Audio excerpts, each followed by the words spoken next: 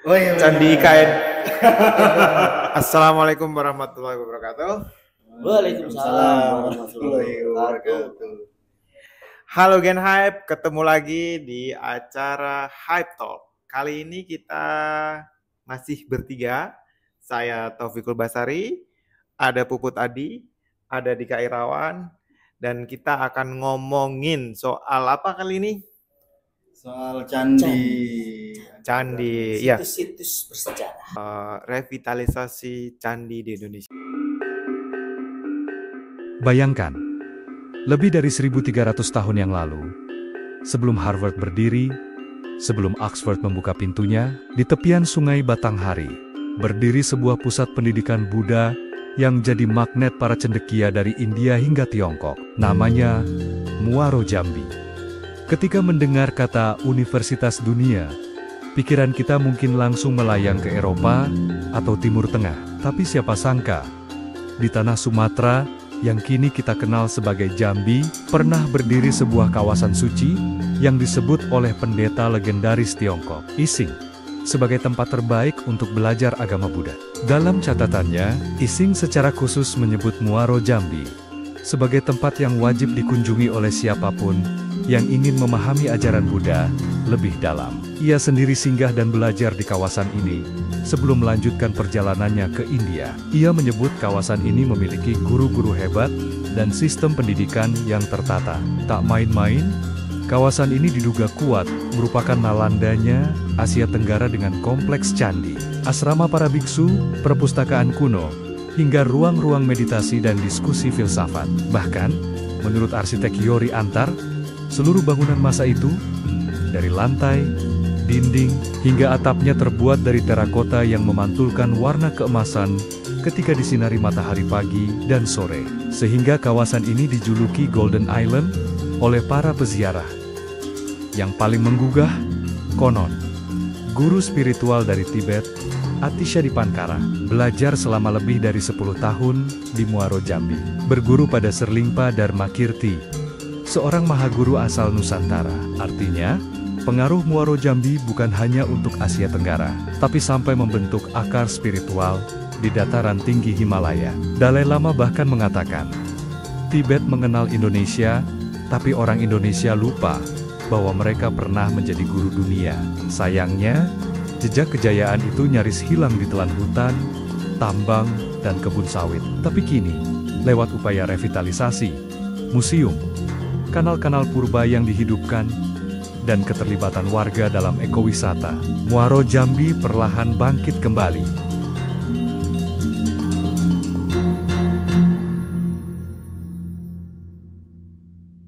Jadi kita membahas tentang salah satu kekayaan Nusantara yang itu ternyata luar biasa ya teman-teman.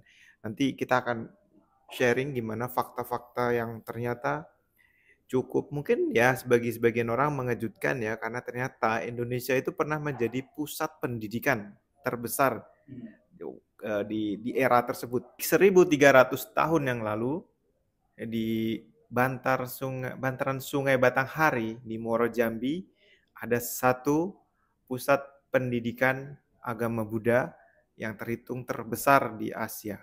Mungkin di Asia Tenggara atau ya kalau kita nggak bisa membandingkan ya, kita belum bisa membandingkan dengan tempat-tempat lain, tapi itu menjadi salah satu rujukan penting bagi penyebaran agama Buddha di dunia. Termasuk bahkan ya untuk Dalai Lama atau istilahnya pemimpin Tibet kala itu yang menjadikan Muaro Jambi sebagai sekolah agama Buddha mereka.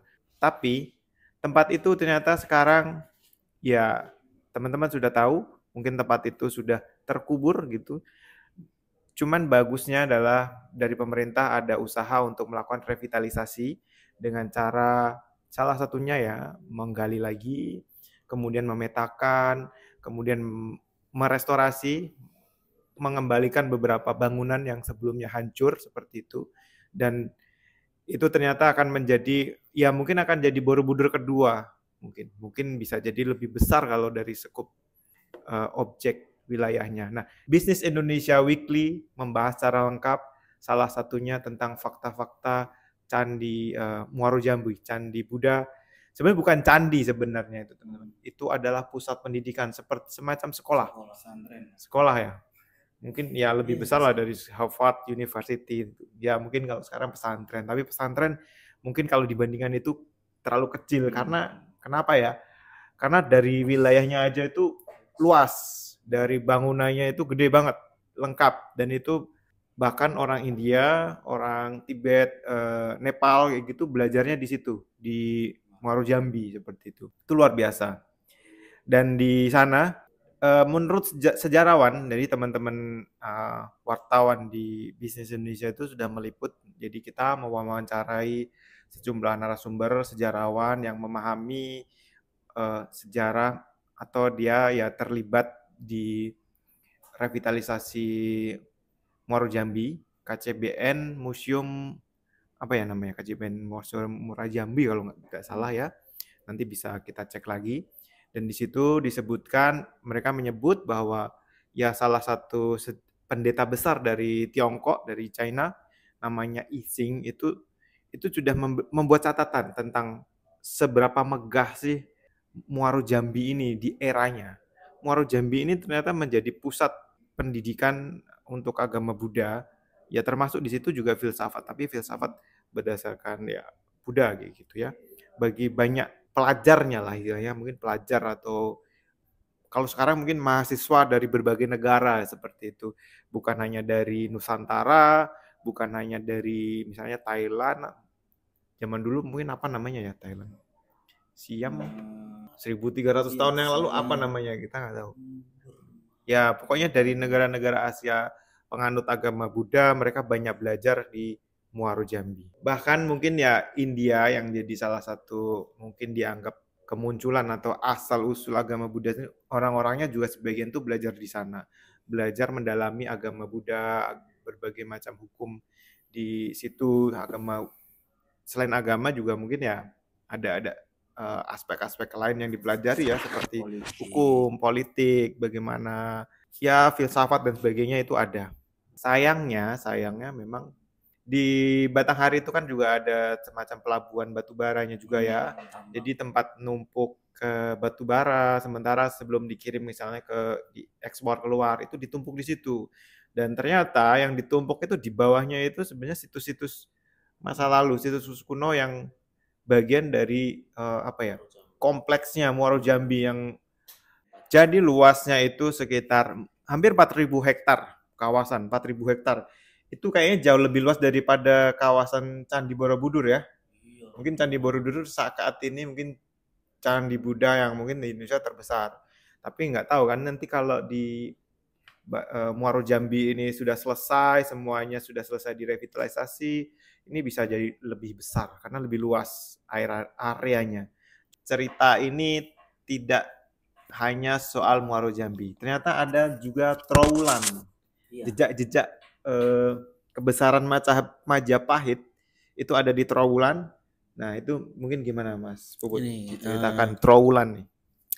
Bisa dibayangkan bahwa ada kota keren modern tapi berada di bawah Kecamatan Trowulan, Jawa Timur yang tertimbun. Jadi dia misalnya tadi Mas Taufikul bilang kalau Majapahit itu legenda kejayaan Nusantara yang sampai Asia Tenggara, Trowulan inilah panggungnya.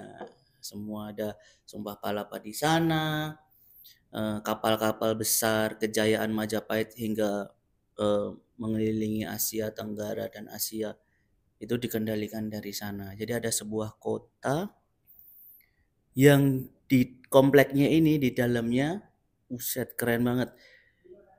Hanya terbuat dari batu bata merah, tapi tanpa semen, tapi masih bisa bertahan sampai sekarang lebih ya 600 tahun lah, 600 tahun. Dan uniknya juga batu bata merah ini kalau kena matahari di senja hari gitu agak berkilauan emas-emas gitu. Warnanya berubah ya. Keren banget sih itu. Ya, dan ini sebenarnya bukan baru ditemukan, ini udah lama. Sebenarnya udah dari 1800 sekian. Itu pun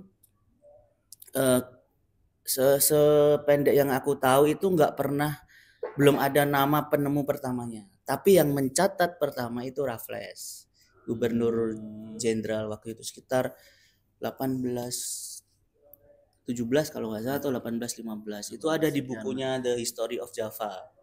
Nah itu di sana cukup lengkap karena waktu itu kan dia menduduki di sini kan, dia mendengar ada beberapa temuan-temuan artefak di Trawulan. Dia datang ke sana dan ternyata karena memang dia suka Jawa, dia memerintahkan tim untuk ekskavasi atau apalah ya namanya, buat membongkar beberapa. Nah dapatlah itu. Jadi orang pertama yang mencatatkan dalam sejarah si Raffles, cuman orang pertama yang menemuin nggak ada tercatat karena itu kan tersebar ya, kompleksnya juga gede banget, mirip Muaro Jambi. Jadi ada di rumah warga, ada di bawah gedung-gedung apa. Jadi bahkan di situ tuh selain apa ya namanya ya, kompleknya itu macam-macam, ada pabrik besinya, ada sanitasi, apa ya nama, pokoknya ada settingannya modern lah, ada drainasenya.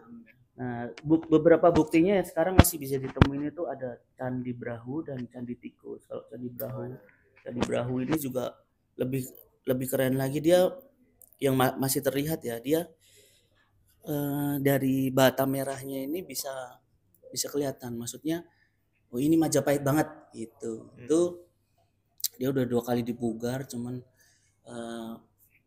yang lainnya masih di ekskavasi lagi. Kalau yang Candi Tikus ini juga salah satu kemegahan lainnya. Candi Tikus ini kan kayak komplek pemandian air gitu, bukan rumah tikus ya. Jadi kayak komplek pemandian air. Pemandian siapa nih? Putri Raja. Nah, para sejarawan belum ada kesepakatan. Tapi itu bukan candi ya, Trawulan Pemandian gitu. Bukan. Kalau Kayak Trawulan istana gitu, ya. istananya. Nah, ini pemandian air di Taman Sari. Kayak gitu. Nah, kalau Candi Tikusnya mirip.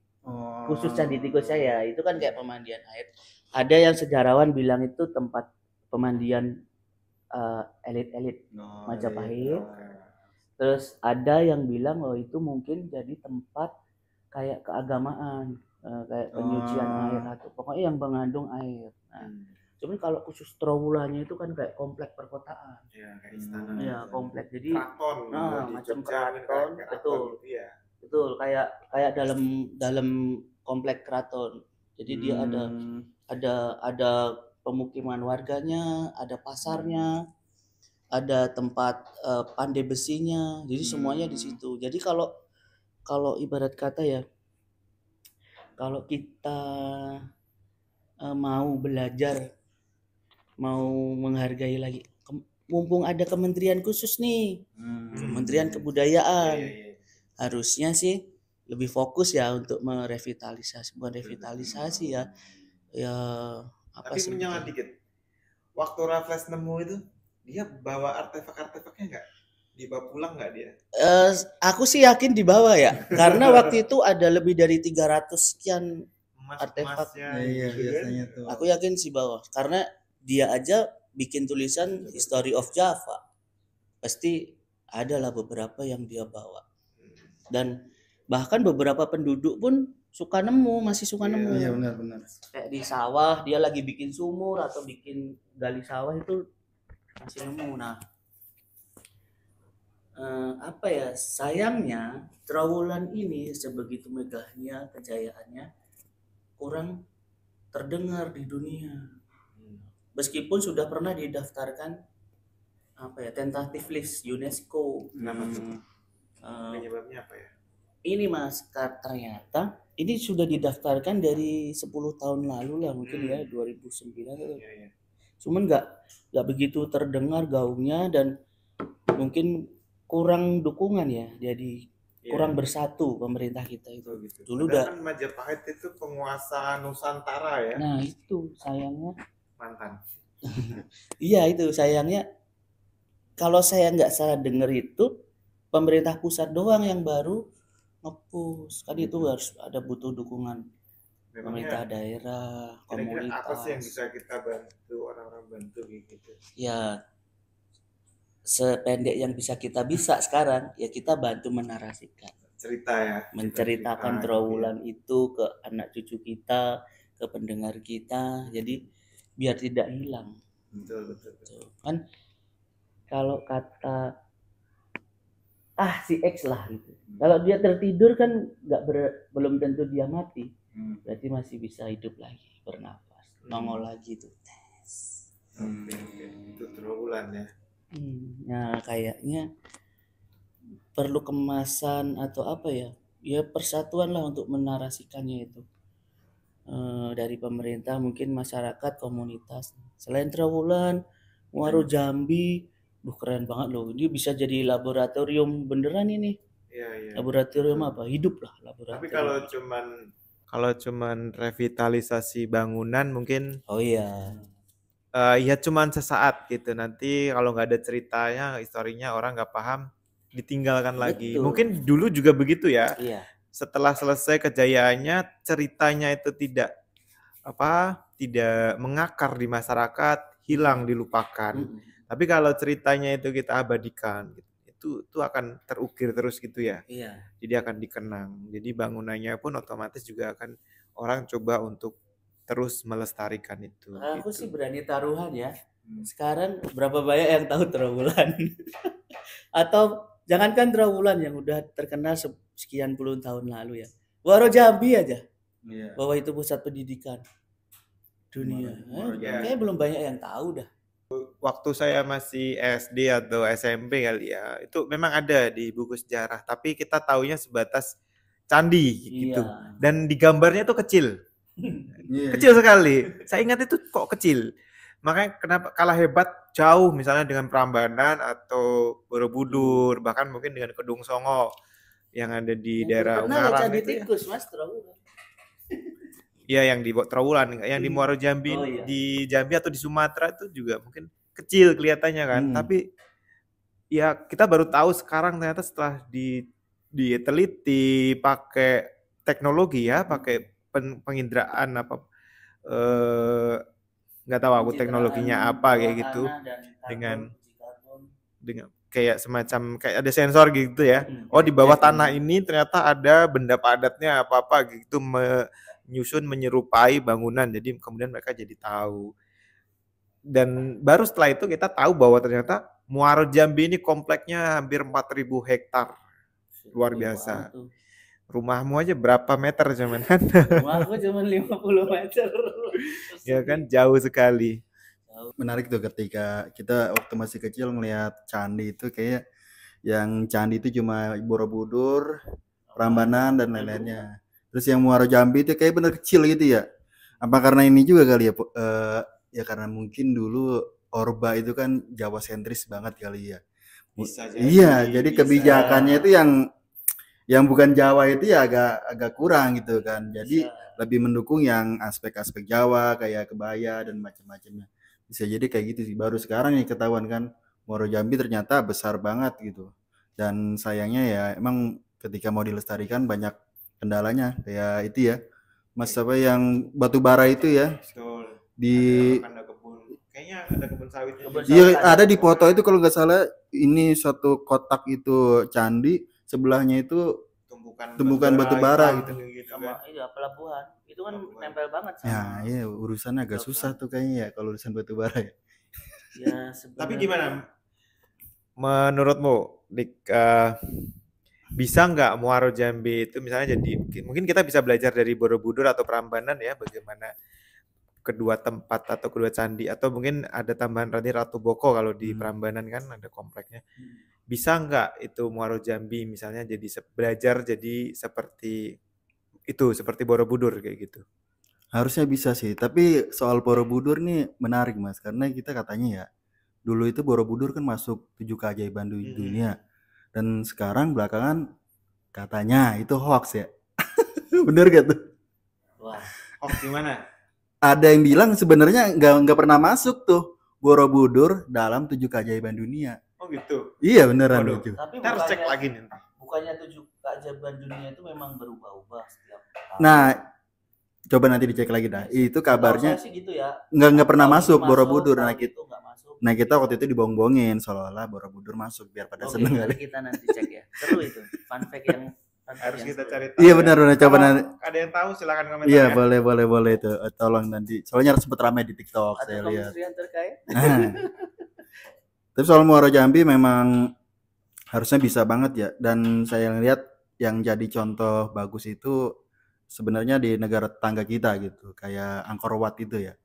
Angkor Wat itu kan terkenal banget gitu. Bahkan di ranah industri Hollywood itu sering kali dipakai buat syuting gitu kan. Ada beberapa film itu syuting di Angkor Wat gitu. Dan itu kan nunjukin bahwa Angkor Wat ini benar-benar brandingnya kuat gitu kan. Sekali lagi brandingnya kuat itu. Negara nggak tahu itu dikuasain Kamboja apa Thailand, itu kan masih sengketa ya. Nah itu cukup kuat brandingnya sampai ya mungkin kalau misalnya secara luas nggak tahu ya, mungkin luasan Borobudur atau apa, tapi ketika mata dunia ngelihat mungkin mereka melihatnya lebih bagus Angkor Wat gitu ya dibanding Borobudur, atau bahkan Muaro Jambi baru belakangan ya gaungnya yang mulai naik lagi gitu kan. Setelah beberapa tahun sebelumnya ya kita nggak tahu gitu kan, waktu masih SD aja taunya Muaro Jambi kecil ya, nggak taunya pas telusurin besar. Nah harusnya bisa sih, emang ya kurang di ininya aja sih, kemauan pemerintah kitanya ya, kemauan pemerintah kitanya buat mungkin ya buat ngegali lagi, kemudian terus juga nge-branding lagi Muaro Jambi kayak gimana, apalagi ceritanya kan ini pusat pendidikan di Nusantara waktu itu ya. Sriwijaya apa siapa mas ini? Sriwijaya. Sriwijaya benar. Ya. Situ Sriwijaya kekuasaannya sampai ke ini kan, ke Thailand ya kalau nggak salah ya. Asia Tenggara pokoknya.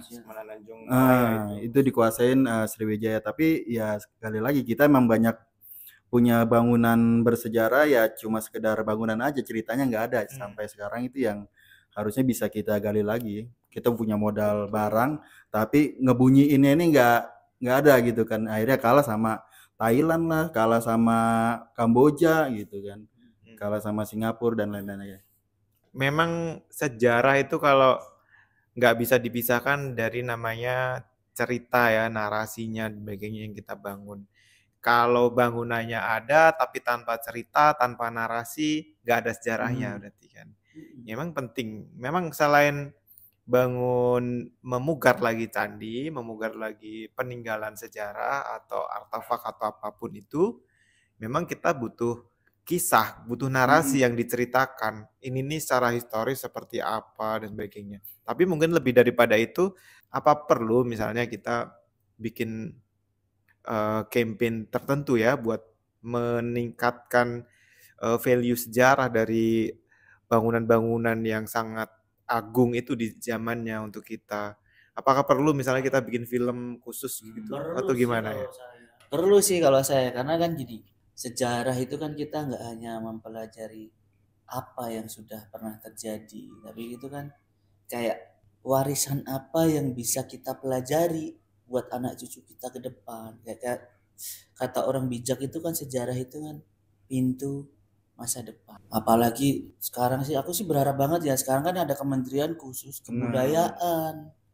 Udah itu pintu masa depan kebudayaan kita ke depan. Harusnya sih makin masif ya kampanyenya dari pemerintah, apalagi mereka sudah menghususkan kementeriannya, antara dulu yang gabung kebudayaan dan pendidikan, sekarang Kementerian Kebudayaan. Tapi bagaimana jadinya ketika kemudian pemerintah akhirnya melakukan efisiensi? Ya itu agak bertolak belakang sih ya. Satu sisi kan kita negara kayak budaya ya, harusnya digencerin aja itu budayanya ya kan, bisa dijadiin pemasukan negara dari sisi pariwisata dan macam-macamnya, kemudian juga pendidikan dan lain-lainnya. Tapi sayangnya malah dipangkas ya.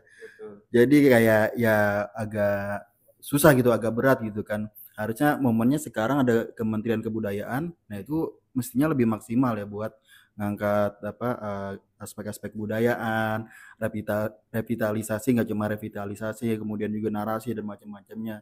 Yang ya kayak sering dibilangnya Fadlizon kan, kita negara yang pusat peradaban macam-macam kayak gitu lah, iya kan? Iya, pusat peradaban semuanya ada di sini itu kan. Tapi majuin kebudayaannya malah dipotong gitu. Nah ini agak ya paling nanti kita ya gitu-gitu aja sih menurut saya. Paling kita hanya sebatas jalan di tempat aja sih kalau saya lihat. Kemungkinan ya hanya revitalisasi, perbaikan bangunan, kemudian ya nggak sampai. Tapi ada kabar baiknya juga sebelumnya sih, soal Indonesia Heritage Agency itu ya. Itu kan itu kayak semacam agensi, dia ini badan apa ya istilahnya, badan tersendiri yang bertugas untuk merevitalisasi dan mengembangkan bangunan-bangunan bersejarah. Kalau nggak salah satunya Muaro Jambi itu dah. Itu teman-teman reporter sempat ada yang ikut juga. Nah itu mereka bertugas untuk merevitalisasi, salah satunya selain Muaro Jambi ada yang di Jogja itu apa Mas? Benteng Frederik.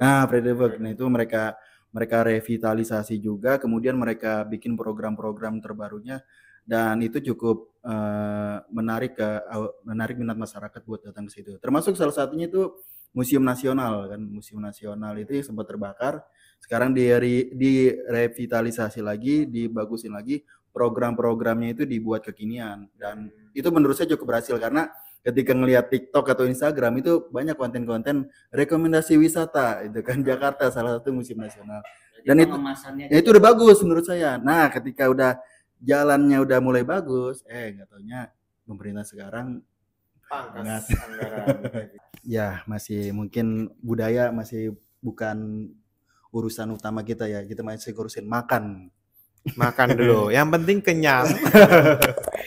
Yang penting kenyang, nanti kalian bisa diam dan tidak protes. Tidak, sorry. Tapi meskipun gitu, kementerian terkait tetap harus ini sih fokus, kan semua udah ada tupoksinya masing-masing. Ya semaksimal mungkin tetap harus di ini kan, itu kayak bentuk pertanggungjawaban nggak usah ke masyarakat lah.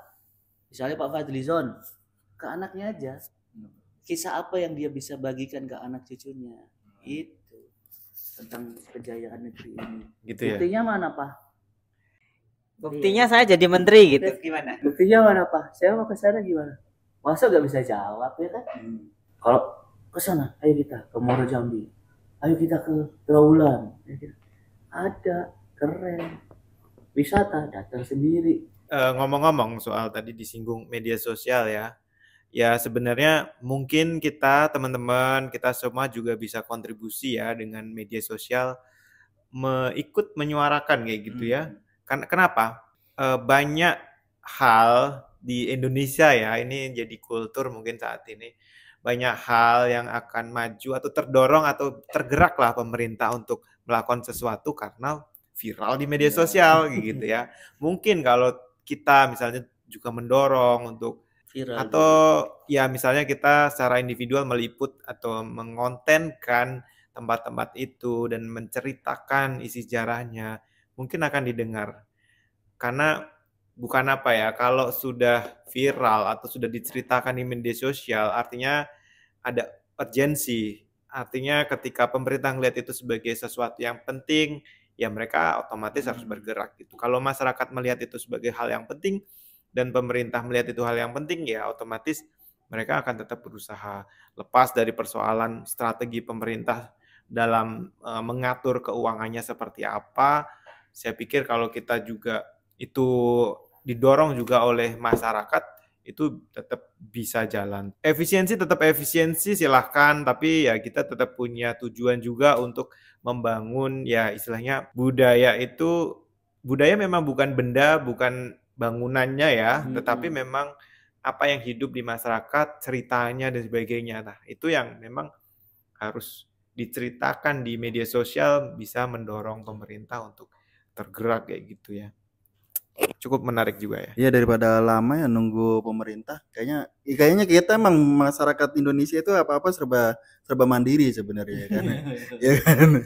Jadi ya udah, kita udah punya pemerintah nih, udah tahu ada pemerintah kan, anggaran dipangkas. Ya udah, kita sendiri aja dah, kita liput, kemudian kita angkat cerita-cerita budaya di tempat kita masing-masing gitu kan. Bisa jadi ada beberapa bangunan-bangunan atau candi-candi yang selama ini terbengkalai ya kan. Kalau kita posting di media sosial rame, nah biasanya baru tuh turun perhatian ya kan, turun bantuan dan macam-macamnya. Ya udah, karena tugas kita sebagai masyarakat juga ya ikut menarasikan lah gitu kan.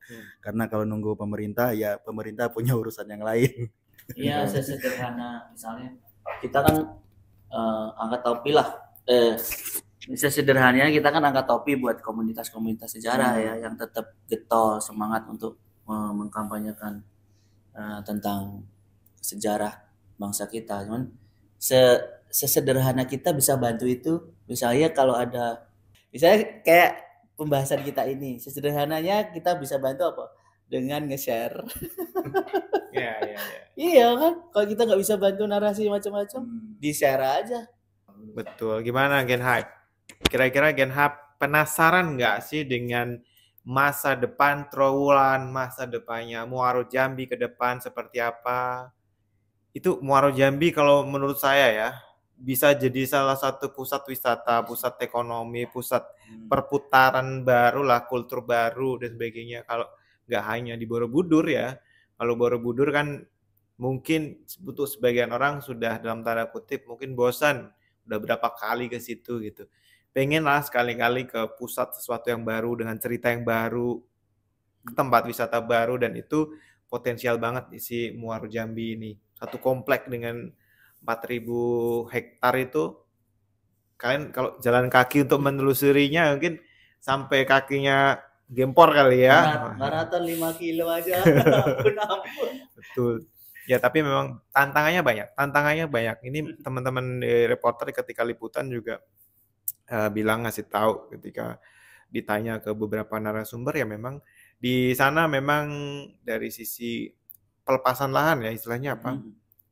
Pembebasan seperti itu belum selesai, belum tuntas, karena itu butuh dana yang cukup besar, dan yang lagi ya salah satunya itu ada PT, ada perusahaan yang di situ yang sudah terlanjur punya hak ya.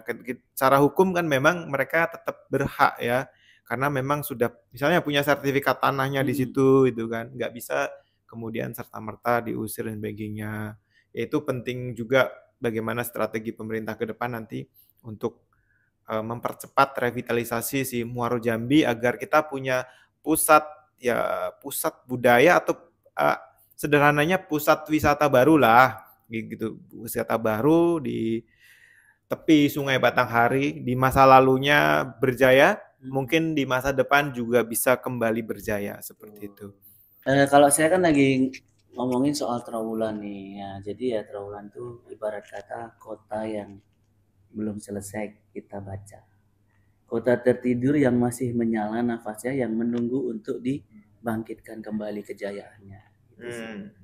Bijak sekali.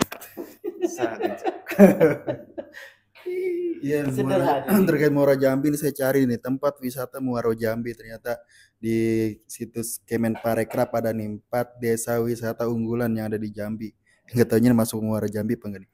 Desa wisata Muaro Jambi itu kan termasuk dalam 100 desa wisata terbaik ADWI gitu. Oh, ini ternyata udah ada ya.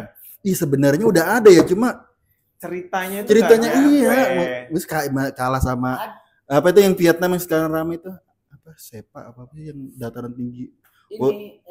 Serpa ya apa sih?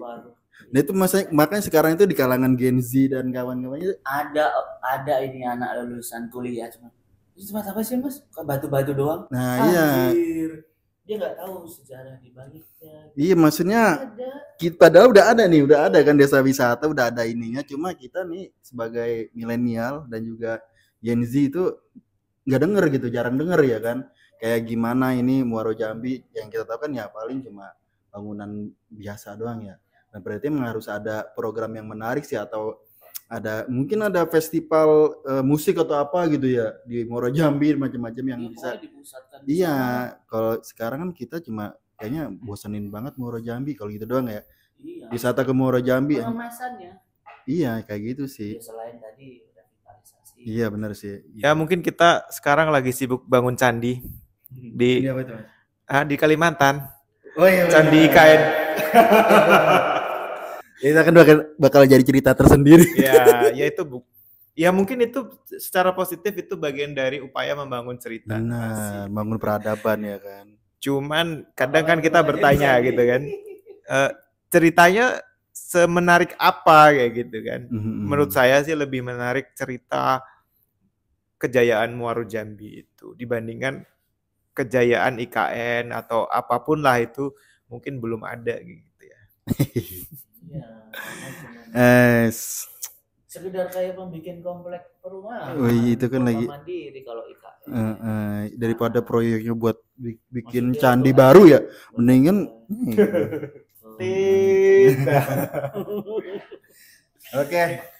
Oke, Gen Hype, itulah Hype Talk kali ini. Kita ngomongin soal revitalisasi bangunan bersejarah atau candi, atau bukan candi ya, kalau Muaro Jambi itu mungkin situs. tempat pendidikan. Kalau Trowulan itu juga ya ada candinya, tetapi dia lebih kayak istana atau pusat pemerintahan Majapahit, satu kerajaan yang pernah berjaya pada masanya menguasai Nusantara. Nah, Gen Hype, kalau ada usulan tema apalagi yang mau kita bahas, silakan berikan komentar. Sampai ketemu lagi di edisi selanjutnya.